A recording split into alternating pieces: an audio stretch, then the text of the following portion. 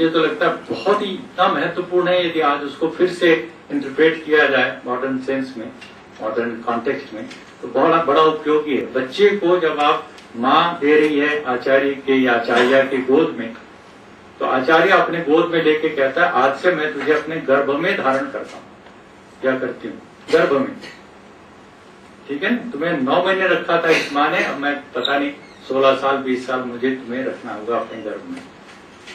इस प्रकार का एक अम्बिलिकल उसके साथ एक रिश्ता बच्चे के साथ जुड़ता है आचार्य का। अपने आचरण से जब वो शिक्षा देता तो वो एक गुरुकुल के रूप में सामने आता है। श्रद्धानंद ने महात्मा मुंशी राम जब थे तब उन्होंने इसी प्रकार का गुरुकुल शुरू किया।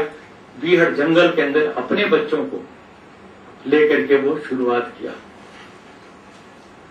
और फिर धीरे धीरे वो विकसित होता गया। उसके खिलाफ यदि कोई, उसके बारे में यदि कोई सबसे बढ़िया ट्रिब्यूट हो सकता है तो उस समय की सीआईडी की सारी रिपोर्ट्स हैं।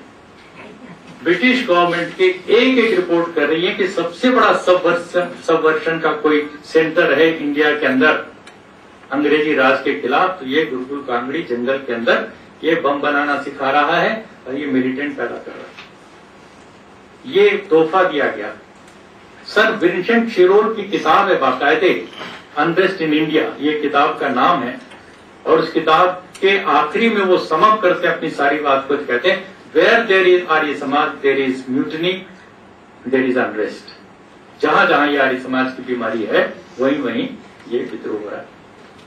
पट्टाभी सीतारामैया कांग्रेस का इतिहास लिखते हैं, हिस्ट्री ऑफ कांग्रेस, कहते हैं 70% और more of the satyagrahi would come from the ranks of Arya Samaj. ये था स्वरूप जो तैयार किया गया इन गुरुकुलों से, इन डीएवी स्कूलों से, जहां से कोई भगत सिंह निकलता है, जहां से कोई राम प्रसाद बिस्मिल निकलता है, जहां से कोई अशफाकुल्ला खान निकलते हैं, लाजपत राय निकलते हैं। ये सब के सब मतलब उस एजुकेशन की कुछ न कुछ एक इंस्पिरेशन को लेकर के आगे आते हैं। और देश की आजादी की लड़ाई में कोई रिलीजियस मूवमेंट का आप एक नाम बताइए, रिलीजियस स्पिरिचुअल इस तरह का सोशल मूवमेंट जिसका इतना बड़ा योगदान रहा हो ब्रिटिश इंपीरियलिज्म के खिलाफ, और वो एक रैशनल व्यू लेकर के इतना और सबको इंटीग्रेट करते हुए सबके सब।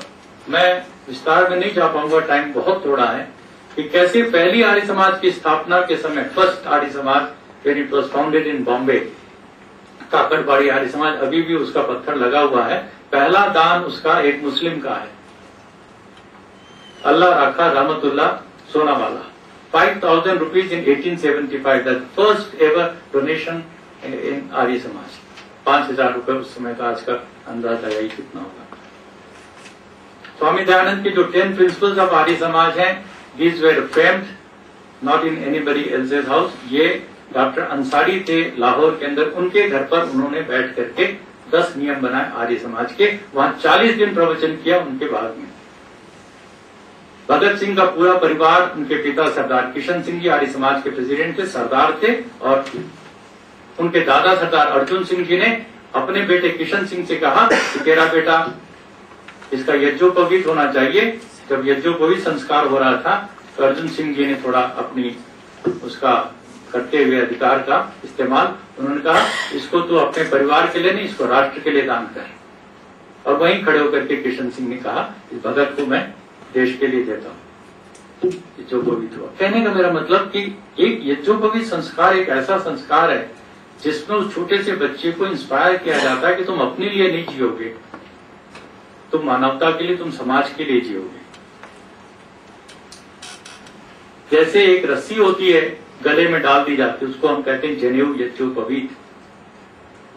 लेकिन जब उस रस्सी को हम गले में बांध देते हैं किसी को फांसी पे लटकाने के लिए, उसको कहते हैं पाशुपवीत। और गाय को धोने के लिए पीछे के पैरों में बांधते हैं, उसको कहते हैं दोहनोपवीत। लेकिन जब बच्चे के गले में डाल देते हैं इस प्रकार से दिल के ऊपर से, उसको कहते हैं यज्ञोपवीत। का मतलब होता है आज से तुमने डेडिकेट कर दिया अपने आप को एक बड़े मिशन के लिए, और जब तुम पढ़ करके निकलोगे एक मिशनरी बन करके निकलोगे, और यदि मिशनरी बन के नहीं निकलोगे तो जरूर तुम कुछ न कुछ मर्सनरी बन के निकलोगे। ये है अंतर यज्ञोपवीत देने का और न देने का, यदि समझा करके उस प्रक्रिया के साथ किया जाए तो। और आज तो धकाधक एक फैक्ट्री की तरह से प्रोडक्शन चल रहा है, डिग्रियां लेके लोग निकल रहे हैं और फिर रो रहे हैं कि ऐसा क्यों हो रहा है। अभी ऐसे ही तो करने के लिए तुमने प्लान कर रखा है सारा, वो हो रहा है। ग्रीड, लस्ट, सारी चीजों को बाकायदे हम पैदा कर रहे हैं, तैयार कर रहे हैं लोगों को। अच्छा 25 मिनट और मेरे लिए नहीं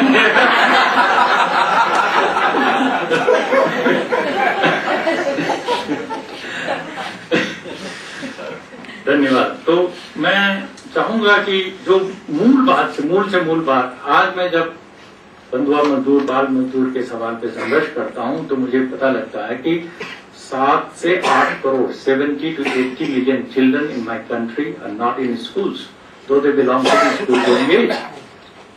ये है चैलेंज। आज डीएवी की 700 इंस्टीट्यूशन चल रही, more than 1 million children are studying, more than 40,000 staff उसमें काम कर रहे हैं। और मैं कहूंगा